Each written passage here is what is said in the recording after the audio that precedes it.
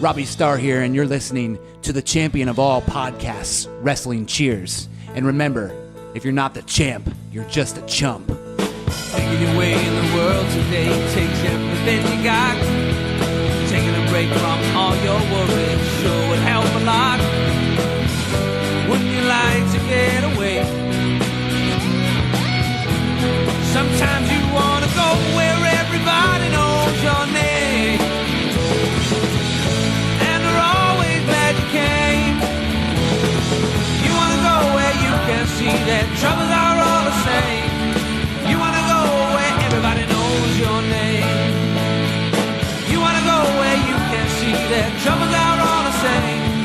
You want to go where everybody knows your name. And welcome back to Wrestling Cheers, where everybody knows your name, even on New Turd Tuesday. That's right, this is Wrestling Cheers, where we like to take a look at things going on in the Northeast Ohio independent wrestling scene. We preview shows, we review shows, and even sometimes along the way, we have interviews. This, well, much like last week, it's a little bit of both. Well, actually, a little bit of all three. We are going to review the past couple months in OCW. We're going to preview this Friday's show that will be at the Buzzbin in Canton, Ohio. And that's pretty much what it's called. It's just live at Buzzbin. And also, we are going to be having an interview with the one and only Matt Fantone from Canton Charge, OCW, and most importantly, the Stansbury Show on Rock 106.9 in the, Northeast Ohio, Akron, Canton area. You can check it out. I can catch it all the way over close to Youngstown. And I listen to it as part of my daily listen. I listen to part of the show through my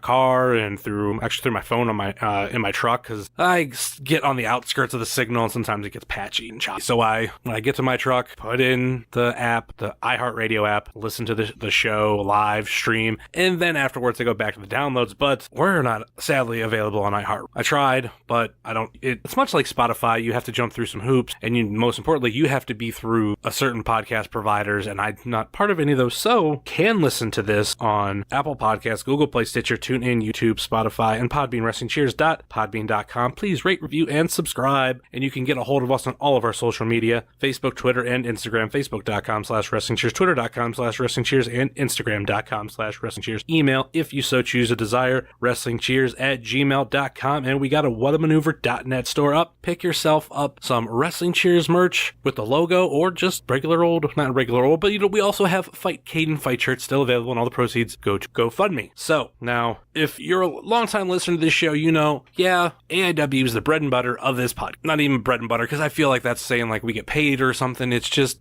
I know most people come to this podcast for AIW. Great. It allows me to talk about one of my favorite things in all of professional wrestling. But sometimes I go to more than just AIW, and people want to know more about other shows. And the top one that I get to talk about besides AIW is OCW, Ohio Championship Wrestling. And every so once in a while I'll sit down with you guys and kind of catch you up on things that have been going on in OCW. Now, not 100% sure where we last left off. I want to say I don't think I did a show since maybe we talked about Tradition. We talked about Traditions 15, and I think I'm pretty sure we talked about the one show that was at the Summit County Fairgrounds at the end of April going into May. I missed it because I went to go see Avenged Infinity War. So we got two shows to talk about, and it was House Party on May 19th and Supernova on June 23rd. Both pretty much standard type shows. Now, to give you the highlights that we did throw out on Twitter. And, House Party started off, it was a Jimmy Shane theme show. He was the new champion, and, he kind of ran the show. A lot of the higher ups in OCW weren't around this particular evening, and even, the ticket people were different. It was Jimmy Shane's family. It was legitimately a Jimmy Shane house party, but there was one party pooper, and that would be Juice Jennings. And throughout the night, Juice Jennings tried to interfere in things, and at one point, I know he was even in the crowd, but every time he was chased out by security at one point or another. And even when he was in the crowd, he wore a wrestling mask, and there's pictures out there on his Facebook, Twitter, maybe even his Instagram. I know Twitter for sure, at Juice Jennings. Check him out on there. So that was a theme all throughout. Didn't really tweet much about that, but that is something that went on. We started off with match number 1. Flex Jordan pinned Bruce Gray to retain the OCW Ohio Heritage Championship, and Bruce Gray did make a mention to us while we were live tweeting that Bruce Gray's butt hurt. That's something we... Match number 2, Gino DiCapo pinned in right. Match number 3, Matt Taylor. He beat Tanu, but it was via countout. Match number 4, Ryan Burke pinned Grant Andrews. Match number 5, Warhorse won versus PME, Electra Company, and Jackson Argos and Brendan Fields. It was a double pinfall. And match number 6 of the night, which was a shocker. Robbie Starr at the beginning of the night felt like, he was kind of robbed of a championship opportunity because of everything that's always happened with Juice Jennings, and with Jimmy Shane being his friend, coming out, cashing in his Infinity Gauntlet, cashing that brass ring for a championship match, and he wanted a fair shot. He finally wanted a fair shot at the title, so Jimmy Shane gave it to him. End of the night, we had the matchup, and Robbie Starr accidentally, and I hope I got this correct, I will admit, on a personal note, like when this match was happening, I kind of got an altercation with a fan, so my mind a little off, kind of make me mad that it was the show, and I totally, but I want to say that Robbie Starr accidentally kicked the referee, and then also accidentally kicked Jimmy Shane, the growing, the testicles, the balls, the whatever you want to call it, hit him in the man region, and he went. Robbie's standing in the middle ring, didn't realize he accidentally kicked the ref, knocked him out. Jimmy Shane's down, and then, well, one last ditch effort, kind of says screw it, and kicks him in the nuts again. Revives the ref, hits him what I believe is called the Star Destroyer, maybe? I'm not really good on finishing moves, but hits him with his finisher and pins Jimmy Shane 1, 2, 3 to become your new OCW heavyweight champion. So that led us into the very properly titled Supernova, and Jimmy Shane came out and he wanted a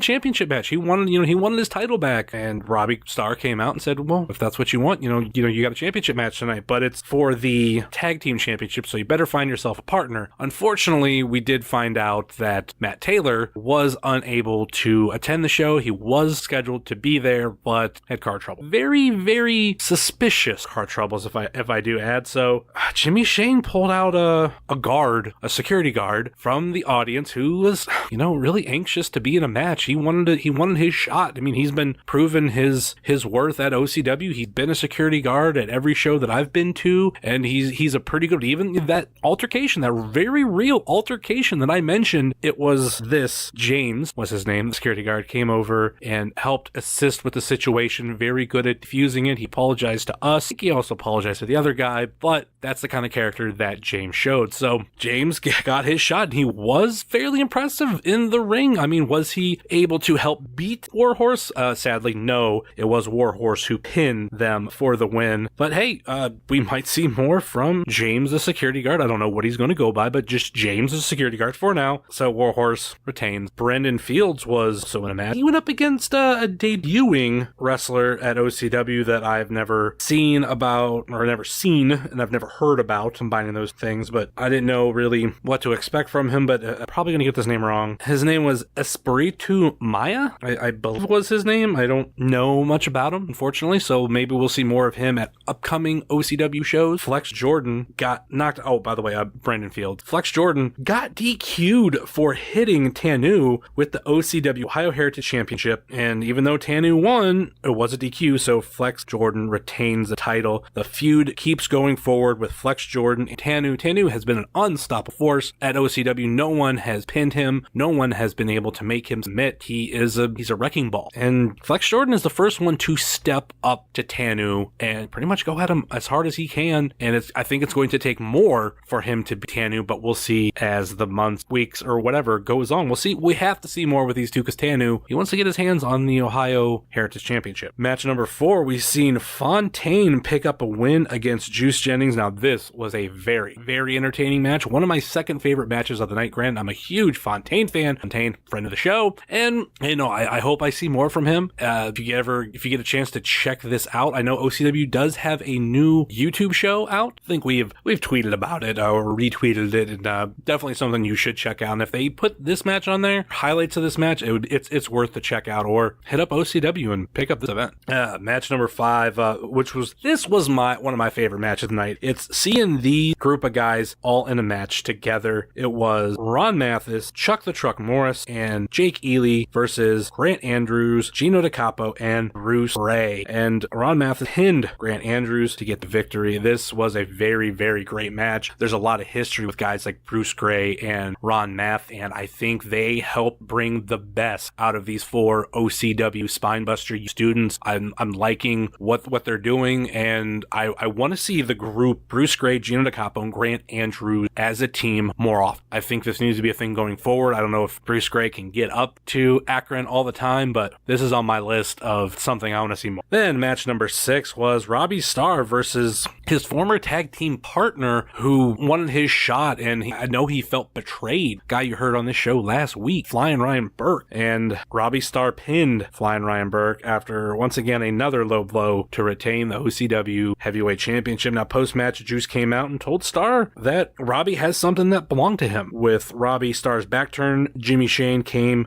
out from the crowd and attacked Robbie. Luckily for Robbie, he was able to escape through the crowd, so you had in the crowd Robbie Starr, on the ramp Juice Jennings, and in the middle of the ring, No Shame, Jimmy Shane. So that's what the title picture looks like right now in OW. So that actually leads us to this Friday, a match that a show I am very much forward to, and that's, like I said, live at Buzzbin, Friday, July 20th, this Friday, and the 3 matches that we have announced. I am recording this a little bit in advance. I did reach out to OCW asking them, hey, what's going on with match-wise? I kind of maybe did a little bit late, and they did not get a chance to respond, but I do have the matches that have been announced. A 6-man tag grudge match. Actually, let's back away from that one. Let's talk about the women. A women's match, London Ali versus Jocelyn Navarro. This is one of the very rare non-title matches in OCW between women. So I'm really happy to see that. Jocelyn Navarro, hopefully she remembers this match, because last time she had an OCW match, she went on, I think, Facebook about a month later, or a couple weeks later, said she hadn't wrestled a match in Ohio in a couple months. Well, what did I see on this day? And she's like, oh, I forgot. And try to play it up that it was forgettable, but I'm calling you out. You fucked up. You had the wrong fact. Don't try to bury a turd. Anyway, also the OCW Championship will be on the line. Robbie Starr, or Robbie the Show Star, or is it the show Robbie Starr?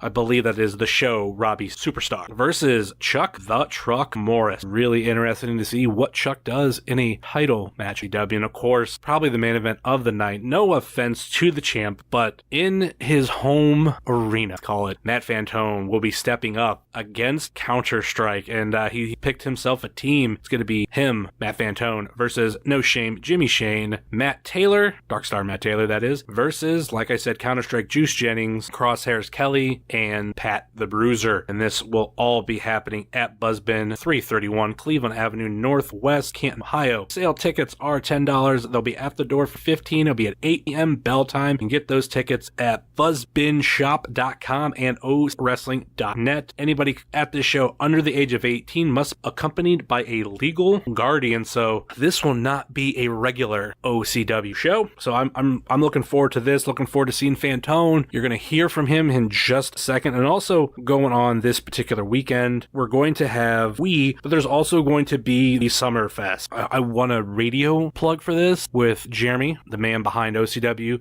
He also does Honor Fighting Championship, I believe it is. He had the whole thing of Fight Fest. Now I'm looking for Summerfest. And that will be the next day, Saturday, July 21st. Looks to be about a 6 p.m. or so bell time. This will be at Lions Park in Mogador, Ohio. It's not a very hard place to find. The event this is a fair show. It's going to be at the Mogador Summer Festival. The Summer Festival is free. And on top of all that, the show itself, Summerfest, is also free. You have a free wrestling show. Bring your own seats for this one. I suggest I carry some in my trunk, and I'm going to be enjoying this show front row-ish. And there's a lot of fair food around, or pretty much anything you want fair food-wise, it's there. Great OCW show, and it's free. So, and then like I mentioned last week, it's not really OCW related, but there is Dropkick Diabetes 4. That's my wrestling weekend, and like I said, we will be kicking it off with OCW event live at Buzzbin with the 6-man tag team grudge match, Team Fantone versus Counter-Strike. So, speaking of Team Fantone, and speaking of the man Fantone himself, we have an interview that we need to get into. interview, and it goes about 50 minutes. This is already going to be a longer episode than normal, especially talking about OCW. But before the last show, before Supernova, I sat down with Fantone, and I got to have an interview with him. And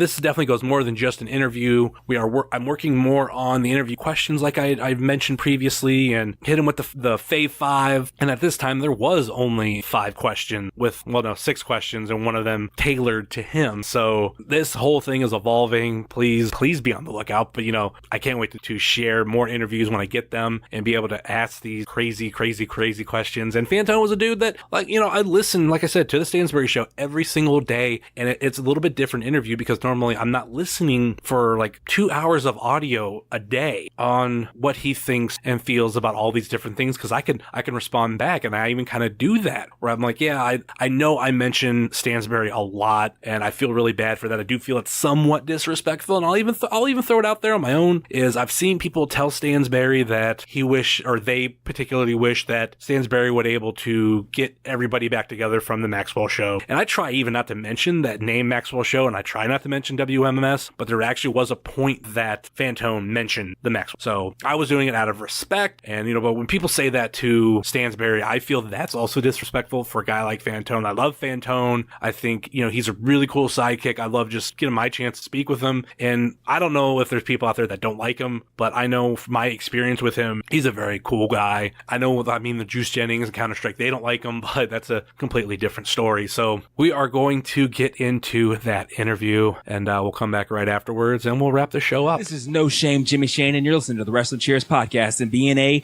winner. And we're back on the Stansbury Show. Rock one. Oh, I guess that's the wrong intro. I'm trying to get you comfortable.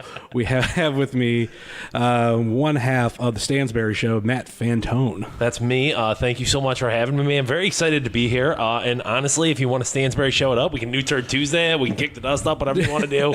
We can do today, man. God, I love New Turd Tuesday. Thank you. It's one of the best segments, no question. People not familiar with it, we play new music, and if it sucks, we crap all over it. So, it always gives us an opportunity to kind of get our opinion out.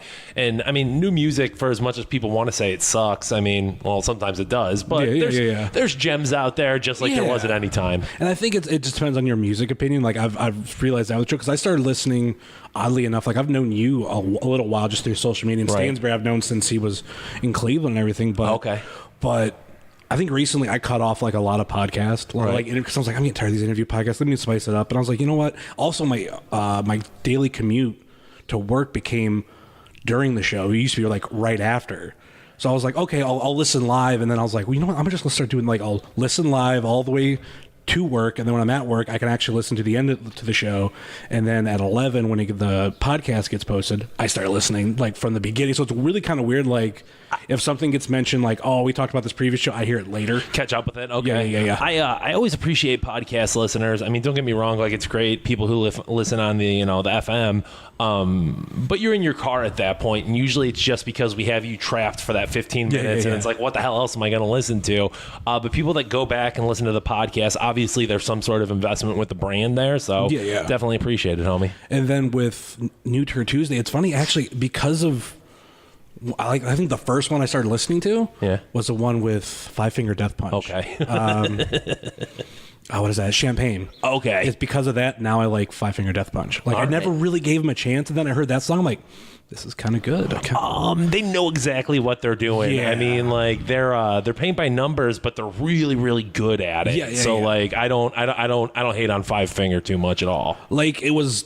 I started listening to that one, then I went back to other stuff. And I felt like, I'm kind of familiar with it without not knowing it. So I get what you mean by paint by numbers. Yeah, 100%. You've heard all those songs before you've heard those songs. But there's an art to that. There's a ton of bands that, ZZ Top, AC/DC, and I know those are like the rock radio staples, but they are for a reason. It's because those songs, even, you've heard them a million times, it still kind of sounds new, but it still kind of sounds, old. So capturing that's a tough thing to do.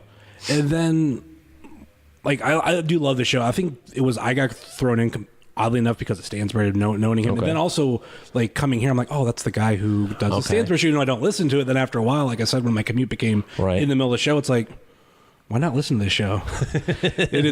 Why not listen to it? It's so fun. So I do have to ask you, because of the show, just recently, and this is something I've done recently, how's the new TV? Oh, dude, it's absolutely amazing, man. I got the LG 7700. I can't remember all the numbers in the letters. But it's got this thing. It's Think IQ. So it's got this smart remote, and it syncs really well with the Google Home that I have. So like everything's kind of already built in. It's been like really, what do I want to say, user friendly. It's intuitive and kind of like what you're looking for. And I've 100% just leaned into Google at this point. I know people are like, well, you got one of those home things. It's going to be listening to you all the time. And I'm like, yeah, but I got a phone in my pocket, and I've had for the past decade of my life. So like, I'm just leaning into it. And if it's listening, fine. And if it's got to talk to my TV, even better. So it's great. What did you get? You get a big one? You get a curved or no? Or not curved. It was funny because you saying like, or maybe you were Stansbury, I can't remember which one, of how like the picture of the curve kind of like the first time I'd seen a curve at someone's house, I was actually standing to the side by the front door, and I kind of looked over and I'm like, wow, that's a really good picture from the side. So I've always liked it, but I did not get a curve. I wanted a smart TV because actually, backstory with me with TVs, I got a couple years ago, I think at this point it's about 2 years ago, I bought a display TV at Walmart. Okay. It was like a 50-inch LG. Okay. Kind of a basic, it wasn't 4G, but it was half off. Okay. And it was just a display, and I've paid like maybe $400 for it, and I was just like, oh, I got to take this. I'm a sucker for a bargain too, so like I get you. It lasted about over a year, and then all of a sudden the backlight kind of went out on it. I took it to a repair store, and they were like, well, there's this. I have the pictures of it. I forget what component of it like started catching on fire. Oh, and like it could have had a massive just fire and everything. But luckily that didn't happen. But the funny thing that this is something I don't know if you've ever tackled with, but I talked to the repair person. I was like, yeah, I got it from Walmart, and they were like, don't buy stuff from Walmart. Don't buy the electronics. But they were like, well, because they come from different lines. Right. So like they do price match. So like all those things are made kind of cheaper. And I kind of like mentioned that on social media. Right. And then I kind of got that backlash that you guys give a lot of posts. And a lot of people like from Walmart who work there like, oh no, these are real LGs. And I'm like, I get what you're saying, but when I have a repair person who's telling me, yeah, I've opened all these TVs up, and all the ones that come back from Walmart are like the worst. Right. I'm going to kind of take that. There's a common denominator somewhere there. So like you just kind of have to go with it. I know it came straight from LG, so I felt good. Yeah, I felt good about that. Yeah. But I was actually earlier today. I was watching This Week in WWE, and my girlfriend, she's definitely gotten on board with wrestling. It's kind of inevitable, but she was just like, "Oh my god, like watching wrestling, like look how much better this is." Because the last TV I had was 10 years old, and it was okay. Like nothing was wrong with it, but like. And in that decade, what a difference of like TV technologies, Like before I bought that TV, I had a Vizio that my dad gave me back in 2008, and even that he had for a couple of years. So like it was like a 20-some inch. It was tiny. Okay. Kind of bigger-ish at that time, but obviously when I go to a 50, I'm like, this is amazing. Right. But I kept it to the side. I'm like, I need a backup TV. You never know what's going to happen. Then when that went down, I go from this nice 50-inch TV. I could just bought an Xbox One right before it, and then it gets all shrunk down. I'm like, I don't want to play Xbox One. And finally, when tax time came, I went to Best Buy, bought an Insignia, and it has the Roku built in. Okay. That was a game changer for me. Stepped it up right there. Yeah, like the stuff that you can do with just their app. Like how I can, if I'm home, like your phone kind of become your remote, and even I can sync a Bluetooth headset to it and listen to the TV through the phone. It's nuts. They're doing crazy things with it, and like I said, man, I think it's just time to lean into it. I know a lot of people are like, "Oh, I don't want to sync it all up or this or that," and it's like it's so intuitive now. Yeah, like they're designed to do it. So it's just crazy, man. I was at my mom's house the other day, and I was looking through like old pictures and seeing the TVs that we used to have. You know what I mean? Like seeing that TV, and it's like, gosh, how could you even tell who was who? what were we doing back then? But. And like a lot of those like I think they're called like floor top TVs, like the big ones that like every family had. You go back and you think that was to me like a big TV, amazing. But if you convert that into a like flat screen, it's like, wow, this is a small TV. This is terrible. Like why? Like this is what I live with. It's just nuts. All right, man. Like one of the things I do want to get in with you with, because even before I did a lot of this stuff. I always kind of wanted to get into radio. Okay. And I'm not trying to now. I'm not like, hey, give me a job. It's, I think because I'm a truck driver, a lot of people know that actually before becoming a truck driver, I was at Crossroads. It's like, well, do I go the truck driver route because I always like driving, or do I go the radio route? But I even remember, oddly enough, with Stansbury back when he was in Cleveland, he always kind of be like, jobs are full. Like, you're going to have a hard time getting jobs. So I'm just curious, like, about your road getting into radio and all that stuff. It's a really competitive business. Yeah. And obviously with anything like that, there's a million different things that kind of go into success with it, including a big part of it just being luck. Just a little backstory, I guess, on my career. I kind of, knew I wanted a job with a microphone and, one of those jobs with a microphone. So whatever it was, I was always like, well, maybe I'll be a stand-up comedian, or maybe I'll be like in a rock band, or maybe I'll do, something. But I always knew it had to have a mic. And I decided to go to college after, high school, and I went to Bowling Green, and it was just like one of those things where it's like, dude, do the college radio thing, because that'd be cool. Yeah. And I did it, and like, it was cool, but it wasn't like, I don't know, it was just so unorganized and so like, whatever, it just wasn't conducive to me learning the way that I needed to. So obviously I dropped out of college at that point. And, I probably spent a year or two working, waiting tables and doing all that. And then I decided, well, I got to do something here. And the Ohio Center for Broadcasting, which is currently the Ohio Media School. I don't know if it was a commercial or if it was, knowing people who had been there or whatever. I just decided like, all right, well, this is what I'm going to give a shot here, and went there, got an internship at WGAR, got an internship at WTAM. So that was a country station and like a right-wing news station. And neither of those things were in particularly who I was or what I am, but like doing those two things and kind of getting out of my comfort zone of like, well, I'm going to work at a rap station. And it's like, well, maybe you'll work at these stations instead.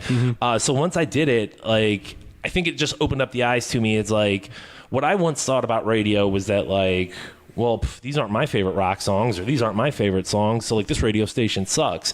And it's like, it's a bigger picture than that. It's just not about what I'm looking for and like what my favorite songs are. There's a bigger audience there, and catering to them is kind of like, it's that lesson I got out of those first two jobs, is that, I'm on a country station and I'm on a right-wing news station right now. And it was just very like, you can be those things even though you aren't necessarily those things. You can live in that world without, So from there, I got a job in Fresno, California, and I worked at a radio station called Sexy 106.3. Nice. And my name was Cleveland on that station. And it was essentially what the whole point of it was, is it was the first ever reality radio station. I know you guys couldn't see the air quotes there, but it was 2007. So reality TV was like popping. And the concept is everyone that worked at the station, we were all going to live in a house together, and there were like webcams all over it and stuff. And like, it was a great idea, like kind of like Real World Radio, but it was underfunded because it was just owned by like an independent company as opposed to Clear Channel, opposed to iHeartRadio. You know what I mean? Yeah. It was just, kind of a guy who had a drug problem and a radio station who was like, all right, man, we're going to do this. So, lived there for a year, a little bit over, and that just fell apart because it was always destined to. I moved to Flint, Michigan after that and worked at a rap station. Then Detroit, then back to Flint to work at a rock station, and eventually found my way to Canton, Ohio, where I worked at Mix 94.1 for a little bit, and then eventually, I can't remember, did I get fired there? Did I get let go there? Something happened there. All these radio stations, they just must blend together. For sure, how man. You left, like each one. For sure. And the whole, every one of them is a chapter in my life. There's no question about that. But looking back on it, and I think looking back on anyone's 20s, there's always going to be a little bit of that blur of like, wait, when was this? Who was this? What was this? But so I've been with the Stansbury Show on Rock 106.9 for the past 4 years. We're coming up on right now. So it's been great. Like, the momentum's there. Like, I feel like no question about it, we're, the biggest show in the city, and like the ratings, definitely back it up. So, as long as I've been in Canton, I feel like that city has treated me great, and I look forward, for as long as they'll have me, I guess. I think it's hard, at least from my opinion, and I know that's going to be very different for different people, to find quality talk radio. Because I grew up listening to talk radio. I listen to WNAR every morning. Okay. I recently had a post on Facebook about how I grew up listening to Sam Pyatt every morning, like literally breakfast in front of me. My dad had the radio on. He's making his lunch, maybe making my lunch, and I'm just listening. Things going over my head, like looking, of course. Like especially when I got older and I started listening to it again, I was like, I was listening to this as a kid. What was I thinking? And like, there's a couple jokes that I even remember telling, and that I learned from Joke Friday. I'd be like, oh my god, like I was telling that in 5th grade. Why did I learn that? But anyway, now it's like there's bigger, I know, hosts and everything in the area. I'm not a fan of all of them, but I think it's. I grew up with doing WNR. Then after Stan left, I was all 92.3. I still like 92.3. Right. But I don't know. Sometimes too much sports. Yeah. Which, I mean, I love sports, but maybe I want to hear, as has been joked many times, about masturbation. Right. It's just a fun kind of thing. And God, Dan is such a fucking lightning rod. Oh, dude, no question about it. Like, I do love him. Like, maybe I didn't realize this when he was in Cleveland, but I'm like, wow. Like, he's just like, I don't care. But I love him for that. Like, I know, like, the whole Avengers thing was one of my favorites because me being a big Avengers fan and him just like, it sucks. He's definitely not afraid to go for it. And that's definitely something admirable about him. Like, in 2018, it's a balancing act, and it always is. But like, we try to give you guys what you want there, in the sense of, you're right. Like, sports are important, and most dudes want to talk about it. Yeah. But like, you also do have to make masturbation jokes, and you do have to, play music and talk about it, and have an opinion on politics, and be able to, be a lot to, as many different people as you can. So I never want to like spread ourselves thin by like going too in depth on anything. We try not to X's and O's sports too much. Yeah. Neither one of us tries to pretend like we are a constitutional scholar when we talk about politics. Neither one of us, it's just we're normal people having a normal conversation, and like that's what we're going for, because like, the people you have in your life, and the inner circle that you have, you probably talk about all these things. You know what I'm saying? So this is what we're trying to do, is get you guys, the listener, to hang out with us, the show, and kind of like, radio's cool because often, like I talked about earlier, how we've got you in the car, and sometimes, most times, I would say, you're in there by yourself, and you can laugh at things you normally wouldn't laugh at. You can think things you normally wouldn't think. You can, experience stuff as an individual, as opposed to like what, your kids expect out of you, or what your boss expects out of you, or whatever other roles you have to be there when you're in there by yourself. And I think that's why road rage is such a thing, is because you are in there by yourself, and you can be like, this stone cold motherfucker is like, get out of here, you know what I'm saying? So like, that's why that happens. So I think we can make a really close connection, because like I said, it's that individual level where we're exposing ourselves, you're hearing that, and you feel like, all right, we're all in this together here. Yeah. So you were living in California for a while. How long was that? A little over a year and a half there. Okay. Well, what were some of your favorite things about sexy 106.3 Fresno, California? So everyone talks about California, and you automatically think like, all right, beaches and blonde chicks and like, all that. Actually, I'm a truck driver, so I think 55 miles an hour. Fresno is right up in the middle of the desert. So it's like in the middle, like halfway between north-south, halfway between east-west. Like there's Fresno in the middle of like farm country, because it's in the middle of the desert there. So it was definitely a culture shock to go out there and live in a very heavy Hispanic area. You know what I mean? So like, that was definitely an eye-opening experience. It was just a blast, dude. Like I said, we all lived in that house together, and looking back at it at 35, I'm like, oh my God, I wouldn't do that if you paid me $1 million. But, at 22, 23, it was just so much fun, and just so much, excitement. And I didn't know anything about radio, and I thought I was so good because I was going to be the dude there in the morning. But it was just, this crash course, almost like college experience for me, where I wasn't there for the longest time, but it just had this profound impact on me. And I don't have a desire to move to California again. I think a lot of people, especially me when I was younger, had that thought of like, man, if I could just get to California, life's going to be perfect. Everything's going to be great. And it's like, dude, if you suck at life in Ohio, why do you think that, like, all of a sudden you're going to get your shit together in California? It's like, it's not real. That's been one of my biggest things about people just in general. Even before I was even a truck driver, they'd be like, I'd see people, well, I'm going to move to Tennessee because that life is better in Tennessee. I was down there for, that's what I was like, I was down there for vacation. And they're like, it was so great when I was there. People were nice. And I'm like, well, okay, yeah. But if you have a shitty life here, you're going to have a shitty life down there because you're going to attract the same people there that you did here. Like, what's the difference? No matter where you go, it ends up being where you're paying your bills and where you're watching TV. Like, that's what it, no, you can go, I'm going to go live in New York City. And eventually it's just going to be like, all right, well, now I'm just paying rent here and watching TV here, just like I do anywhere else. So, you know, it was definitely, like I said, it was a huge experience there, but, unique in the sense that I couldn't have done that anywhere else, you know, just to have that, we were all living together. And, you know, you were constantly working, but at the same time, it was just so much fun because, like, there was interns and there was parties and there was, you know, just a nonstop, like, music, and we were doing cool things. So, dude, it was a great experience. Like, did being in all those different areas, too, did it kind of make you appreciate Northeast Ohio, or, like, how did it... The thing I'll always say, you know, is I encourage people to go out and go have adventures, dude. Like, if you have the opportunity, do it. And if you have a plan for it, do it. Like I said, I mean, don't blindly think that, oh, I'm just going to get in the car and drive west till I hit Cali. And then, you know, you're destined for failure. But, like, yeah, it definitely did. And living in Michigan, it just happened, you know, like I said, at that radio station, I was named Cleveland, and one of the other guys was named Detroit. So when that station fell apart and I moved back home, he was like, hey, man, come up to Flint and we'll get you a job and we'll figure out something on the radio for you and all this.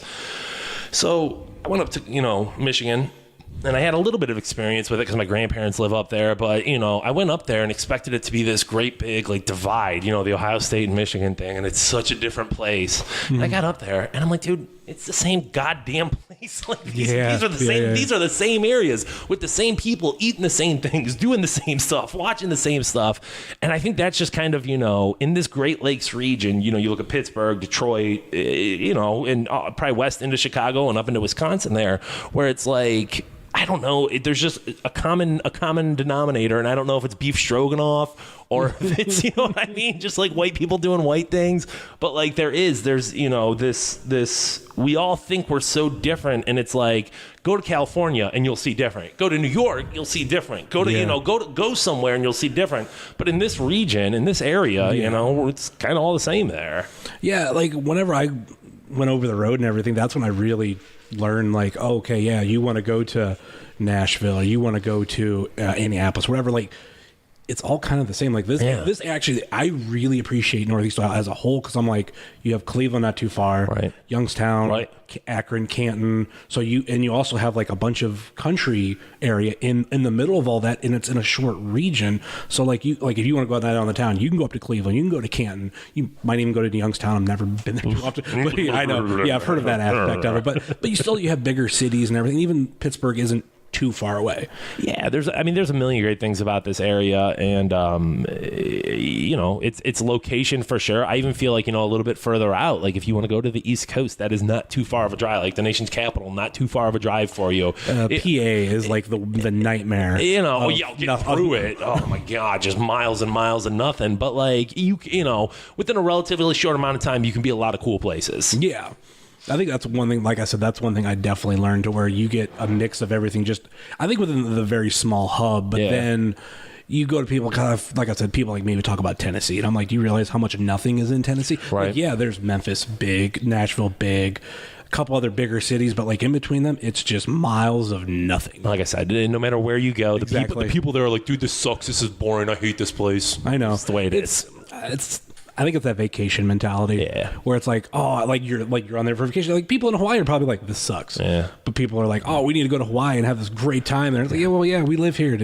Trade lives with me and Canton Hawaiians, I guess, if you're listening right now. Like, I'm getting tired of paying $10 for milk or however much. I know, like, how expensive those kind of things are. That's all they do there, I guess.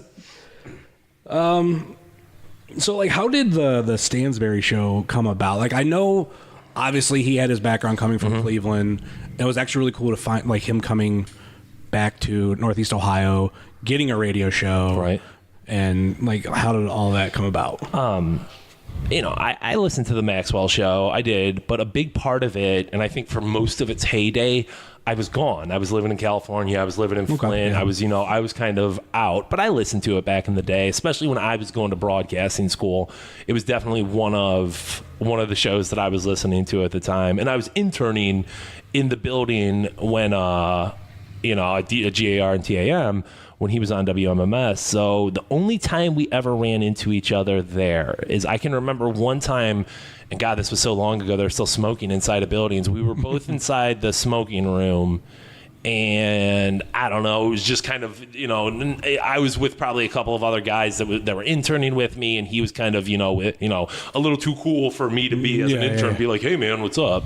But him and I, we both happened to graduate from Twinsburg High School, even though there was 8 years apart from each other. So like, not only did I kind of listen to the show, I knew who he was because I knew he had graduated from my high school. Yeah. So like, you know, but you know, I went off and moved around the country and chased my radio dream. And kind of during that time, you know, the whole Maxwell show thing fell apart with NTX and blah, blah, blah, blah, blah. So I just kind of, you know, came back eventually, and he was gone and never really heard of him again. So like, like I said, I was working at WHBC, and company got sold. I got bought out, and you know, all of a sudden I was open, and Keith Kennedy probably called me, I don't know, maybe 3 months into unemployment, and he was like, "Hey, I'm putting together a rock show on WRQK, and wanted to know if you were interested." And I was like, "Yeah, man, sure. Like, who are you putting together here? Like, what do you have going on?"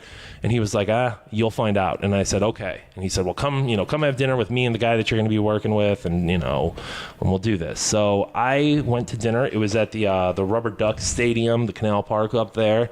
And I got there what I thought was early. I got there like 15 minutes early, and I saw Dan Stansbury sitting there, and I was like, well, there's my answer there. So me and him, we kind of got to talking for, I don't know, a little while. Boss man came in. It seemed like everything was going well, offered us the job, I don't know, maybe a week after that. And, you know, I guess the rest is kind of history. It's kind of cool, like the random stuff like that of how your paths kind of crossed earlier and everything. Yeah. Radio's a really small industry. I think, you know, oh yeah, that's one of those things where you inevitably are going to run into people on the way up and on the way down. And like anything else, you know, there's a bit of cutthroatness to it, and there's a bit of, you know, self-interest. But for the most part, like it's a decent community of people. I definitely, like, you know, I mean, at one point it was just so like, man, I can't even talk to this guy while we're both smoking cigarettes. And now it's like, you know, we're on the same footing. Yeah. So it's you see so much of that, I guess, throughout your career, is, you know, on the way up and on the way down, you run into him again. So, like, I know another thing you do, I mean, besides here, but this is kind of a two-part question of how you also became involved with the Canton Charge, and you're here with OCW, and you're there. What's the things? I don't know that there's ever been. No, I don't know what the title is either. The guy that comes out and talks sometimes and hypes people up, but also does other things. And the hype man, I guess, is the best thing I can come up with, because I don't feel like I'm the announcer for either one. You know, the Charge thing. I love basketball, man. I really do. So when I moved to Canton, it was great to like go to those G League games. And have you been to one of those? Yeah, you came to the OCW one, right? No, yeah. No, I'm trying to remember what something happened. I think maybe this year basketball, nonetheless, man. You got to make it to that one. Yeah. And you know, honestly, like, it's just cool because if you guys aren't familiar with the G League and the Canton Charge, what it is it's like the Cavaliers Farm League, and these guys are all, you know, essentially a blown ACL away from getting a shot at the NBA. So, like, these guys are busting their ass out there every time the ball goes out, is because they know there's scouts watching. If, you know, if any team can pick up any player pretty much. So it's like, you know, if a guy from Portland gets hurt and they need depth on their bench, you get a 10-day contract. It's a $500,000+ you're walking into there. Yeah. So it's like these guys are busting their ass trying to prove themselves. But what I do there is, you know, I get the crowd excited, you know, like, all right, Charge Nation, and you know, make some noise. I'm the what do I want to say? I'm the great value Ahmad Crump for the Cleveland Cavaliers. Okay. Like, I'm the Walmart brand of it. Okay. So, yeah, but that's cool. And how this came to be with OCW and kind of how I filled that same role is, I think it was Michelle that works with Jeremy that was a listener, and she said something to Juice about like, hey, for DBI, like, hey, you should try to get those guys involved. Okay. And just by chance, dude, I had been out on wrestling for quite a while, man. I really had. But WWE Canton had just happened. So I went to that, and it kind of like reignited it, and I got the network. And then like this indie federation was like, hey, dude, you want to come like hang out? So I was like, yeah, of course I do, man. And like those three things, I think just kind of reignited that spark for me, like in the love of wrestling. So, you know, once Juice and Jimmy and, you know, Matt and at that time Tank, like once I'd kind of met all of them and kind of, you know, we had, you know, felt each other out, they were like, hey, man, we'll fit you in however we can here. Mm-hmm. And, you know, I know there's a little bit of like legitimacy because it's like, oh, this guy's on the radio. But I think at the same time, like, hopefully, fingers crossed, like, I'm bringing something to the table for him. Yeah. You know what I mean? Like, hopefully there's something good coming out of it. So I think it's definitely that hype man thing to where like you can come out and like you'll get people pumped up. I know with the Gino smells like meatballs. Like he came out before the one match and kind of just said, "Hey, Gino smells like meatballs," started a chant. Like, and then you went away, and then of course that came back in the match. Yeah. So like it helps like the flow of the show. I think what it is, and it's more than anything, especially with this and with the Charge, because I love basketball just as much as I love wrestling, I think. Like, I'm a fan, you know what I mean? And like, I'm excited to be here, and I hope that comes across as not just like, I'm not just telling you to make some noise. Like, I'm telling, you know, I'm trying to bring it. I'm trying to bring that energy up. I want you to have just as much fun as, you know, the people who are involved in making this are having, because like, you know, it's a cliche and there's no question, but like, the audience is why you do it, like for everything, you know what I mean? Like for the radio show, for basketball, for Ohio Championship Wrestling, like that's why you're doing it, is to get them involved and get them excited and get them passionate behind it. So like, I just hope that comes across genuine, as opposed to like, you know, the last thing I want to be is like, you know, cheesy about it. You know, I don't want to look like a cornball up there. So where did you come from when it comes to wrestling as a whole? Because you said you fell off, and like how did you become a fan to start with? It all started with the Rockers, and I don't know what, it was me and my brother. I think we were just kind of flipping through Saturday morning TV, and I can just remember like the excitement, and those dudes were flying around, and it was so cool. And, you know, and I think my dad kind of saw it, and at that point it was still, you know, it was late 80s, early 90s WWE there. So, you know, it was still pretty childish at that point. That was really even before it got into like, you know, I mean, it was Shawn Michaels still with the Rockers as opposed to, you know, HBK Shawn Michaels. So it's still cartoon era. Right, very much so. And I think it just kind of grew with me at the right time. Because like I said, I was probably 6, 7 years old then, and it just, as I was becoming a teenager, so the more gritty, you know, getting closer to the Attitude Era became. And then as I became, you know, 14, 15, 16, a little bit older, that's really when it kicked into full gear there. So I think it just worked well with me at the time. Like I said, my brother was really into it. I mean, we went to WrestleMania 15, and at that point, and my brother's still really good at this, like his kids are really into sports, and they have just so much signed memorabilia, because I don't even know how he was doing it back then, but we were like following them to hotels, and we were like, I mean, we were intense, like WrestleMania, right? Yeah, how are we doing that? That was when chat rooms existed, but I mean, not in the way that they do now.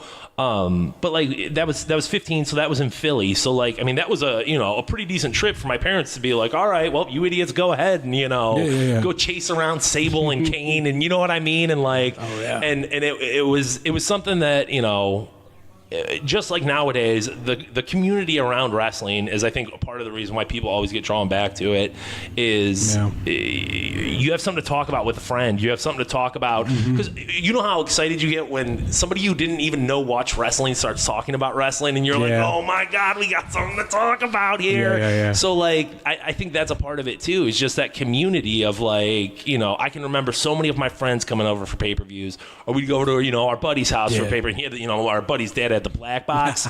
Oh my gosh, man. So we had everything. But, you know, jumping off the couches turned into, you know, jumping off the high jump mats. I can remember we would hop the fence into like the football field of where we were going to, you know, high school, middle school and stuff. And we would go in there and, you know, we all had our, you know, theme songs. And we were all pretending like we were wrestlers or whatever. Kano Josh Robinson was a guy that went to high school with me. And I know he's you know, kind of active in the Northeast Ohio scene. So, you know, it's just one of those things, you know. And Steve Guy from AIW up there, you know, a high school buddy of mine, and it's just like, you know, so it's just cool that, you know, years later there's still that passion for it, there's still that love for it, and there's still that sense of community with it. It's almost just even this area in general, because you mentioned that crazy thing. I know I've mentioned this on the podcast, but it's my like only person that I've really rubbed elbows with, and I'm like, I could say this to people. I went to school with Jess Guy. So yeah, like she just fought, I think this morning, 8 o'clock this morning, Singapore. She won. Yeah, I'm so happy for her, especially when she went through that like period where she was just losing matches, and then she had that one win that got forfeited because of a sample, and like it's always kind of cool to tell people like, yeah, like I went to, like I had classes where she was across from me, and like with no one seen this future coming for her, but you know, there she is. Yeah, it's crazy. It's you know, I think a lot of people think that it's very out of you can't obtain it, you can't get to it, but she's definitely, we've had her on the show before, and she's like a real person living her dream. You know what I mean? And it's always cool to see that, you know. I think with her too, like I wouldn't exactly say dream, it's just like she found out she had a skill set, and then like just built upon it, and like it's just watching her go, because the thing that my little like fact that I would tell people, like, did you know that Jessica I was a freshman in freshman homecoming court? Well, did not know that. Yeah, like she got it for our class that year, and it was like, I remember her, you know, walking down the middle of the football field because I was in marching band, so I was like, yeah, like I remember that girl, and now she's, you know, kicking people's ass, crowd of town, choking them out. It was really hard because like for her last fight, like I wasn't watching it, but I was following a lot of stuff on Twitter, and like. I think I was using like the UFC hashtag, whatever it was, and just seeing so many people talk trash about her. I'm like, I have to like hold my I can't say something because like I think you're being a flat out douche, and like you don't know what you're talking about. But I'm like, I'm friends with her. I kind of I don't exactly represent her, but it's just like, I can't say bad things to you, even though it was like biting my tongue hurt so bad. And you're definitely, it's a fool's errand to ever try to, you know, fight somebody on Twitter. You're very rarely is that gonna end the way you really want it to. But she's fantastic. I think there's a real reemergence of fighting sports right now, so I think that's a part of the reason. I mean, obviously, female UFC. I don't know. Honor Fighting Championship. They've got an event next weekend, and those have been awesome to be a part of. Yeah. So I just think it's a good time right now to kind of be involved in this kind of stuff, especially wrestling. I feel like is kind of making that, you know, that upswing right now. So it's exciting to see people, you know, get their opportunity to kind of go out there and do it. Yeah. All right, we're gonna wrap this up in just a second. I'm starting a thing on this podcast where I end every interview with the Fave 5 questions. Okay. Now, this is in Booker T Fave Files, all right. Fave 5, because if you ever really paid attention, you'd say someone was in his Fave 5. He had always more than 5, so there's 6. So there's 6, okay. And with these, it's kind of like just your opinion, no right or wrong answer, but it's always fun to get what people have to say about this. And the first one actually does come up with a follow-up, no matter what. Bacon or sausage?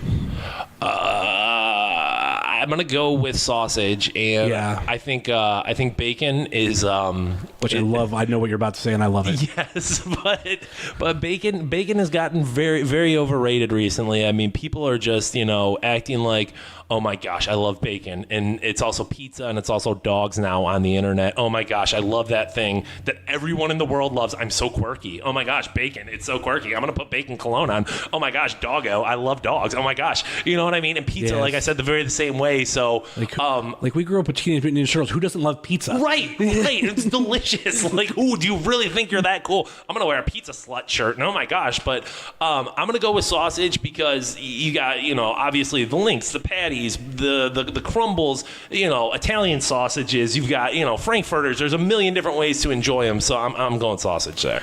Because I do love, I first heard it from you, like, this is the new bacon. Yeah.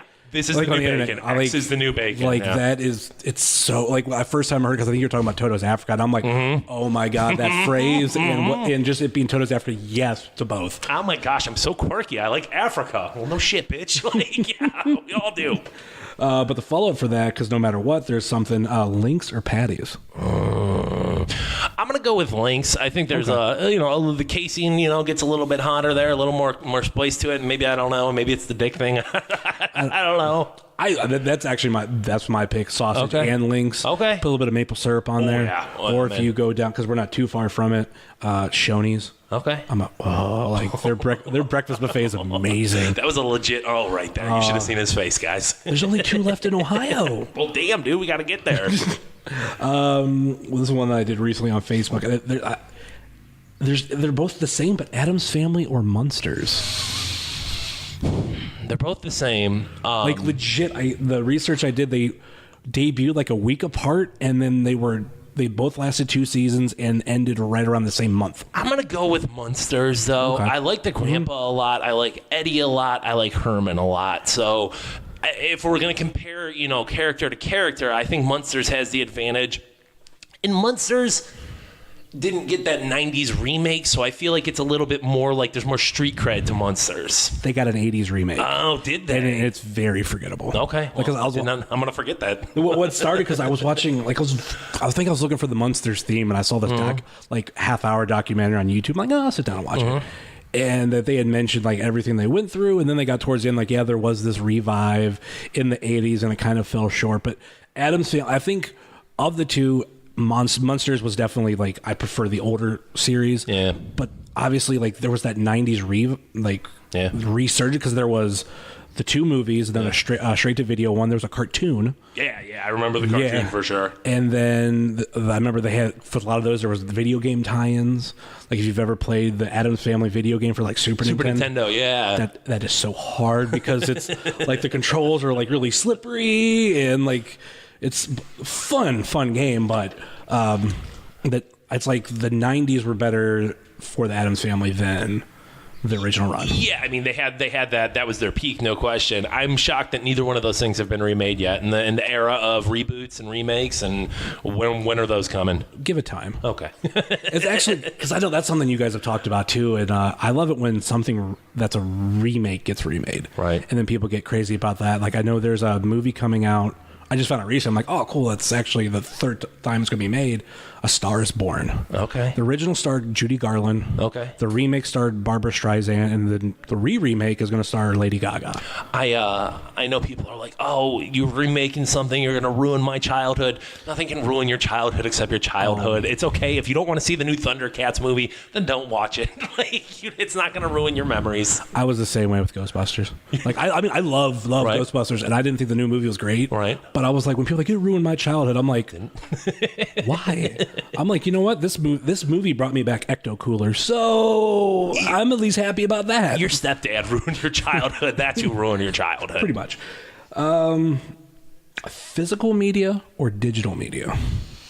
I will say digital media, and the only exception to that is going to be books. Okay. I don't care about DVDs. I don't care. I really don't care about, like, vinyl. I know that that's, there is something to the sound of vinyl. There's no question. But when I have the ability to stream literally any song, what a blessing that is. I get caught up just like anyone else listening to the same crap over and over. And I'm like, dude, you have all the songs in the world that have ever been recorded. Oh, yeah. Like, all the old ones, all the new ones, everything that's ever existed. And here you are listening to Deftones again. But, like, I mean, I think that's just what we get caught in. So aside from books, which I think you kind of have to have in your hand, I'm going to go with digital there. For me, I know I'm more.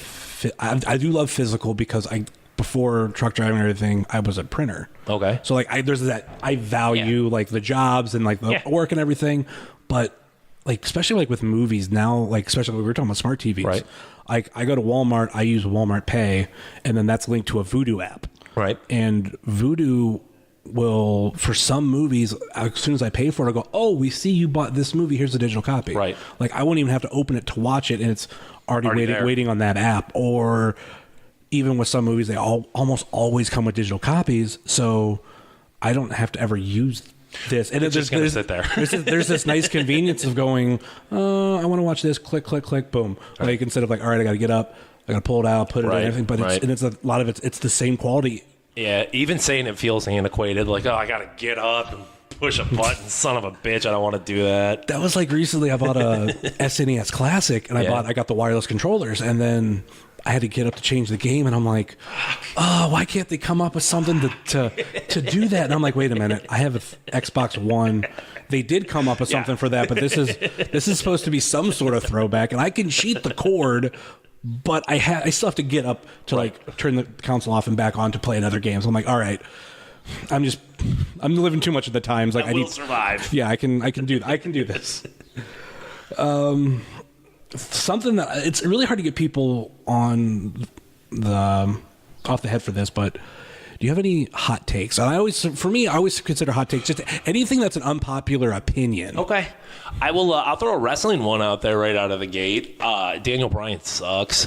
Not hot take enough for you? No. Like for me, it's like I love Daniel Bryan, but when he came back, I was like, just stay retired, man. Like I'm fine. That's where I came from because, like I said, I was out for a while, and that was kind of obviously during the Daniel Bryan run.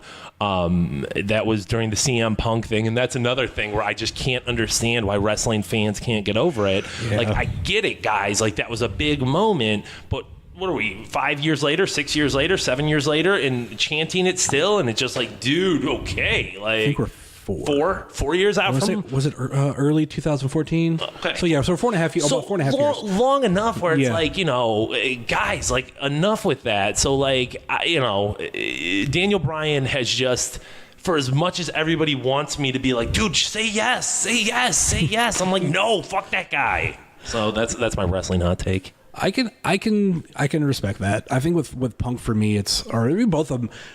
I think fans didn't like that there wasn't like this, okay, I'm retiring, it's been great, like goodbye. Right.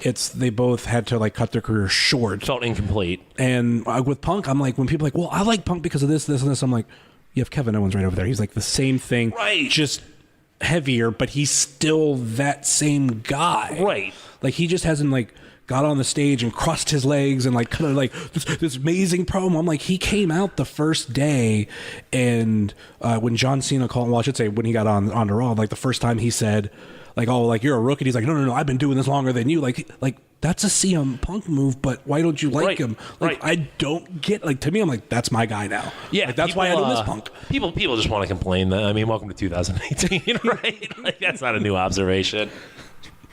All right, and since we're on the sixth question, and the thing is with this, it's always going to differ. Okay. So for you, I picked predict the Browns' 2018 season record. All right, season record. I am a Browns fan. I am not going to sugarcoat it when I say I'm a Browns pessimist at the same time, though. Yeah. I didn't think after the 1-15 season that 0-16 was possible, because when I lived in Detroit, that's when the Lions were going through their 0-16 season, and to sit here with a team going 1-31 over 2 years, and for me to say that it's going to be any more than 4 wins sounds crazy, but I do think they've gotten a lot better, and like. I've thought that in the past. I mean, I've thought that a million times in the past. We're like, man, these guys are really going to get it. So I don't want to go under 4. So I think I'm going to go 4-12, and I'm going to be optimistic about that and hope that's building in the right direction. I don't want Baker to play at all. I don't want Baker Mayfield to see a snap. Hopefully, Taylor will be able to go out there, look decent and win games, but I just don't see them doing more than 4. I can't. I think one thing I've said is, we can do no worse, but there's literally only one thing we could do worse. What is that? Get blown out every single game. Just destroyed. Like, yeah, I'm like, maybe not even score a point. Like, that's the only way it's worse. Right. But now. But, like, I think it's kind of like what you guys have said. Like, we've gotten a lot better. We have to win, especially with some of those positions we were in last year that, yeah, we had a rookie in and he would throw interceptions. And so many interceptions. So, like, so many. Maybe with a more experienced quarterback, it'll be a lot different, and the wide receiver core seems to be the best it has in a while. Yeah. Just at least right now on paper, and that defense was good last year. I don't want to say amazing, but they kept us in games that we probably could have lost. I would hope that there's a turning of the culture right now. I would hope they start to feel like winners, but to do that, you got to win one. Yeah. Dude, if they win that week 1 versus Pittsburgh, people are going to just do the world on fire. World on fire. Exactly, because I think what you had said, asked between, like, what would be better? Was it LeBron signs or that win? And that win would mean so much because it's starting 1-0 for the first time. Right. And I don't even remember how long because we've lost every game 1. It's beating the Steelers. Yeah. That's another big one, and you could figure Ben Roethlisberger would be helping. So that's actually a bonus. So it's like we have all these things wrapped up into one game. If we were to win that, like, yeah, LeBron signs another year, but we just beat Pittsburgh with Ben Roethlisberger. I think that game's at home. Yeah, it's at Cleve. Oh, that means so much for the city. Like I don't want to say we could lose the rest of the season and be happy, but it's just like. That's the biggest thing on our back. Watch it be bookend right there. One win in week 1 win, week 17 win, both of them against Pittsburgh, and nobody would care, dude. It would be, dude, the entire region would just be like celebrating. So fingers crossed, man. So, all right, we're gonna wrap this up. Any final thoughts or last minute plugs before we go? Oh no, man, I'm not gonna plug anything. I'm gonna thank you for being here. Well, I guess I will plug stuff. Who cares, right? Honor Fighting Championship. I mentioned them earlier. They are, sister companies with Ohio Championship Wrestling. So very cool to be associated with them. The Canton Charge, obviously, that season starts a little bit closer to winter, but you guys should definitely make a trip out. And Basket Brawl will be another hopefully roaring success there. And dude, thank you so much for having me, man. Had an absolute blast. Glad to be here. And dude, whenever you need me, just let me know. I'd love to come back. Definitely. Thanks for coming on, man. Appreciate you, brother. This is the most dangerous man in professional wrestling, Agent Orange Juice Jennings, the real OCW champion, and you are listening to Wrestling Cheers. All right, that was my interview with Matt Fantone. I had a blast. I got to share with him afterwards, and obviously this also I had failed to mention before the show is the interview happened before Super, which I mean I did mention that part, but there was the fact of the video that OCW released of the altercation between Fantone and Juice Jennings happened towards the end of the show or after the show, and I obviously had no clue that this match was going to happen, so obviously that's why it doesn't get touched on. But this Friday, once again, OCW live at Buzzbin will have London Ali versus Jocelyn Navarro, the OCW championship on the line with Robbie Superstar, or the show Robbie Superstar versus Chuck the Truck Morris. Apologies, Robbie, I'm getting used to the name. And the 6-man tag team grudge match, Team Fantone of Matt Fantone, Darkstar Matt Taylor, and No Shame Jimmy Shane versus Juice Jennings, Crosshairs Kelly, and Pat the Bruiser. This will be at Buzzbin, obviously, and that is at 331 Cleveland Avenue Northwest, Canton, Ohio. Pre-sale tickets are $10. At the door, they'll be for $15 with an 8 p.m. bell time. You can get your tickets pre-sale at buzzbinshop.com and ocwrestling.net. If you're under the age of 18, you must be accompanied by a legal guardian. So that's going to be an awesome show. Hopefully, we have good weather that day. You know right now better than I do at this point, so hopefully we have a very, very good day. So this can be out on the patio and not crammed on the inside. So let's wrap this show up. You can find us on Facebook, Twitter, and Instagram, facebook.com/, twitter.com/, instagram.com/, email if you so choose a desire, wrestlingcheers@gmail.com. We got a store over at webmaneuver.net. Pick yourself up some Wrestling Cheers merch or a Fight Kayden Fight of merch. Please rate, review, and subscribe on Apple Podcasts, Google Play, Stitcher, TuneIn, Spotify, Podbean, WrestlingCheers.podbean.com. And please check out all of our friends on the Trending Topics Network, such as All Beer Inside, Eurovision Showcase, Loot Chat, Old School at the Movies, and Chill, and the 450 Podcast. Then we have all of our other podcasting friends, Chris Clem's Cavscast, Wingcast, a Wingman podcast with Guy, Let the Hate Flow Through You with Jeremy Shear and El Hardano Diablo, Pod Van Dam, Adult Benefits of Podcasts, or Benefits of Podcasting, Center Stage, SENTAR Stage, Super Fantastic Podcast, Road Home from Wrestling, Kick Out at 2, The IndieCast, and Marks with Mics. And check out all of our other non-podcast friends, such as Thrift Store Jobber, Rebel Life Media, Set Tab Photo, Ring Shots Photography, NEO Sports Insiders, and official graphic designer of Wrestling Cheers. That will do it for us here on Wrestling Cheers, where everybody knows your name, even if you haven't seen Infinite War yet. Later.